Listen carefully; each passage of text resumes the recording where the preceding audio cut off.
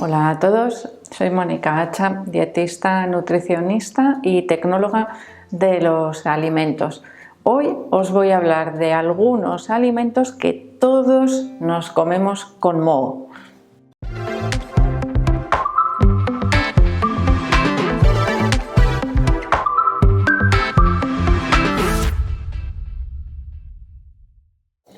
El moho, que lo solemos identificar en los alimentos por esa pelusilla, ¿no?, que parece de un color blanquecino o verdoso en la superficie de algunos alimentos, bueno, pues generalmente nos lleva a rechazar su consumo. Algo muy bien hecho, porque esos mohos pueden afectar seriamente la salud cuando están asociados a alimentos que se estropean. Es decir, hay mohos que detectamos cuando un alimento se ha estropeado, aunque vamos a ver que esos mohos pueden estar presentes incluso sin verlos. Ese es uno de los riesgos que tiene eliminar la parte mohosa y comernos el resto.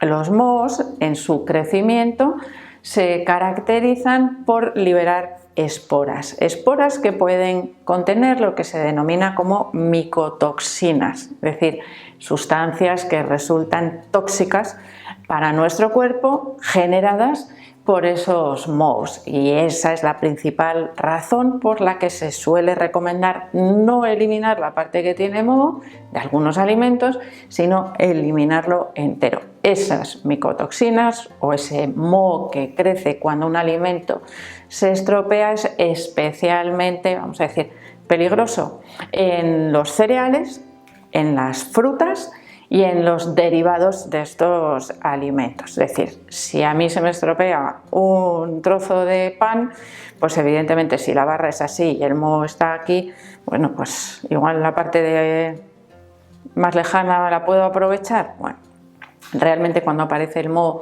en un pan suele ser porque además lleva muchísimo tiempo conservado, probablemente no en las mejores condiciones, por lo tanto mejor rechazarlo porque nos podemos arriesgar a que tenga esas micotoxinas.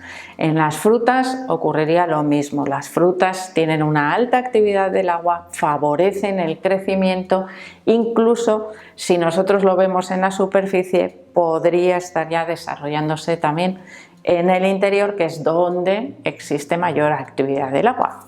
Más agua en la composición favorece ese crecimiento, y además muchas veces esas frutas están conservadas a temperatura ambiente, por lo tanto tiempo y temperatura para el crecimiento. Pero no he venido hoy a hablaros de esos problemas de los mohos, de los que ya os he hablado en algunas ocasiones, aunque ya sabéis, si queréis que os hable más de los riesgos o de cómo crecen o de cualquier cosa relacionada con los mohos, del estropeamiento de los alimentos, no sé si esa palabra existe exactamente, pero bueno, de esos alimentos que se ponen malos, bueno, pues ya sabéis que me lo podéis dejar en la cajita de los comentarios. Hoy realmente os quiero hablar de los mohos comestibles, mejor dicho, de aquellos mohos que se utilizan en la elaboración de los alimentos, bien con fines tecnológicos para mejorar el sabor o la textura, o con una función de conservación, que también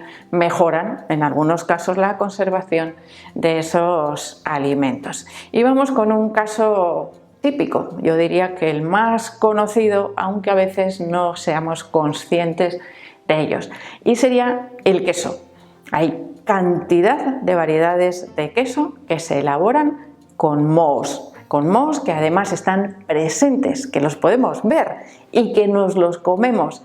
De hecho, no es que nos los comamos sin querer, es que están tan integrados en el propio queso que no los podemos separar, y además es que sería un absurdo porque no tienen ningún perjuicio para nuestra salud y forman parte inherente de esos quesos.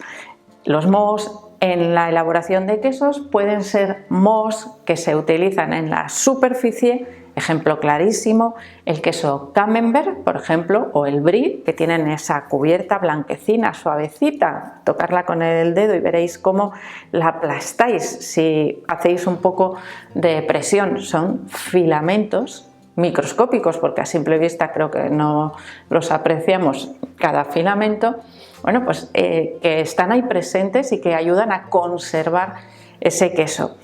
¿Qué ocurre si nosotros un queso Camembert lo dejamos tiempo y tiempo y tiempo? Que esos mohos tienden a crecer también hacia el interior, no en formato moho, es decir, nosotros no vamos a ver ese filamento, pero esos mohos comen y transforman ese interior del queso. Lo pueden hacer más fuerte, más seco, lo cambian esas propiedades organolépticas que tendría el queso en perfectas condiciones. Es decir, están vivos y siguen alimentándose de ese sitio, de ese lugar en el que están, en ese caso el queso.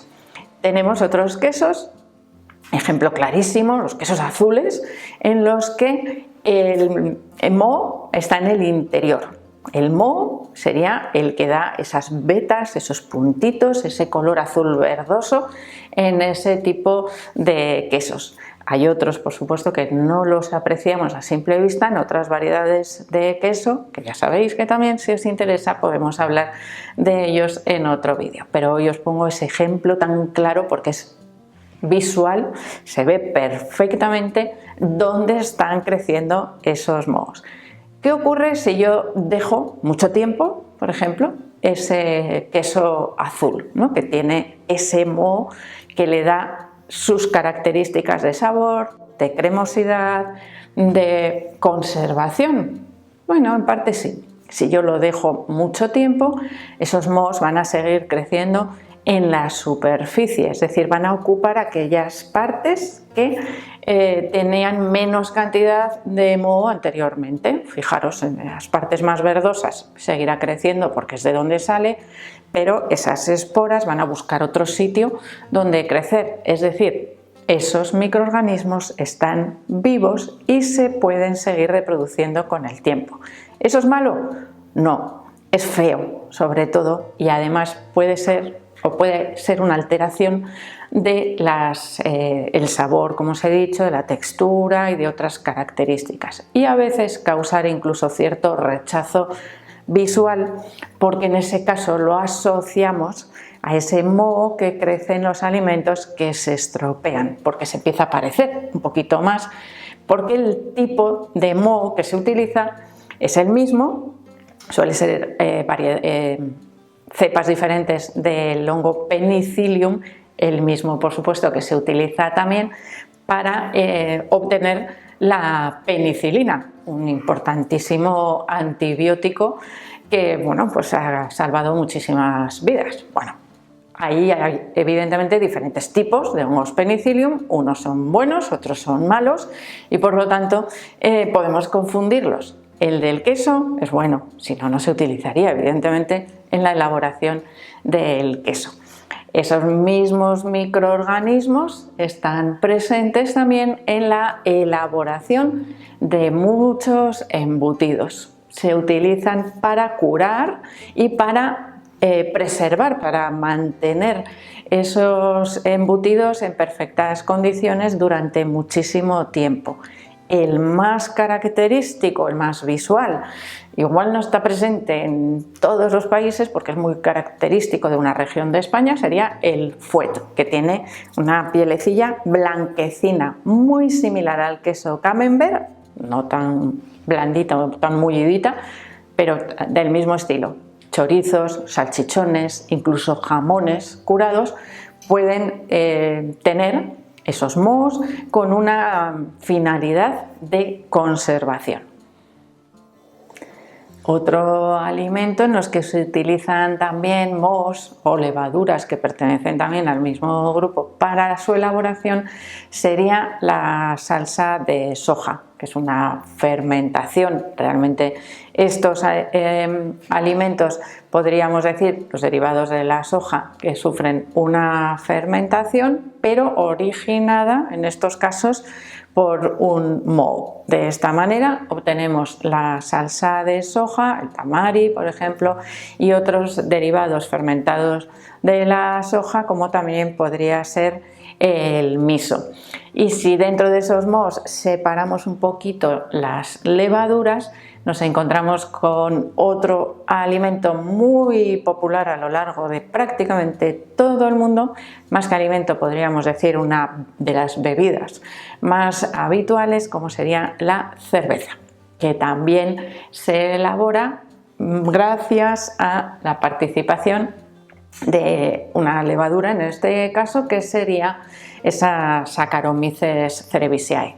Si hablamos de levaduras, evidentemente no podemos dejar de hablar del pan, que no es lo mismo esa levadura que se utiliza para su elaboración, que le da esponjosidad, que esos mohos que crecen en la superficie o en el interior, dependiendo del tiempo que hayamos dejado pasar ese pan en malas condiciones de conservación. Por lo tanto, ya veis que tenemos dos tipos o dos variedades diferentes de moho: los perjudiciales, que suelen estar asociados, me refiero a alimentación, que los mohos dan para muchísima literatura. Bueno, esos mohos asociados a una mala conservación, a estropearse los alimentos, que son perjudiciales prácticamente siempre, y los mohos utilizados con una finalidad tecnológica, es decir, que nos ayuden a obtener más texturas, más sabores, más variedades, mejor conservación, es decir, bueno, pues algo beneficioso también muchas veces para nuestra salud, porque esos mismos microorganismos, bueno, pues forman parte de nuestra microbiota, pueden evitar a su vez, bueno, pues que nuestro cuerpo esté colonizado por otros microorganismos que puedan resultar perjudiciales. Así que ahí tenemos una ventaja y unos alimentos que siempre, siempre, siempre vamos a consumir con moho, algo que a priori nos puede sorprender, ¿no? Porque siempre lo asociamos al otro lado, al lado malo. Pues en este caso, de malo nada, es muy bueno y en muchas ocasiones súper sabroso. Así que espero que el vídeo os haya resultado muy interesante, porque a veces no pensamos en la parte buena y siempre nos quedamos con la parte mala de los mohos. Así que espero que le deis al like, no dejéis de suscribiros al canal y espero seguir viéndoos a todos en los próximos vídeos.